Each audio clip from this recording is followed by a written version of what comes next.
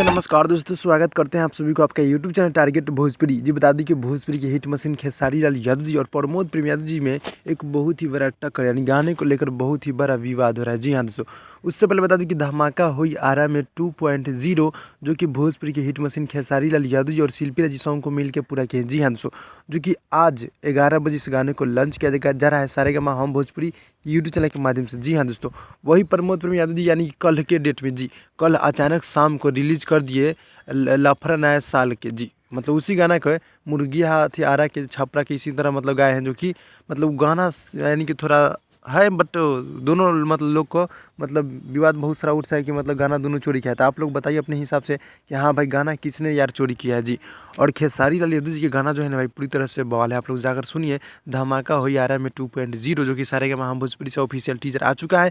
और आज यानी कि आज आप सबके बीच यानी कि 11 बजे फुल वीडियो सॉन्ग देखने को मिल रहा है। जी हाँ दोस्तों, गाना बहुत ही हाई लेवल का है। जी तो भाई लोग मिलते हैं अगले वीडियो में, तब तक के लिए धन्यवाद।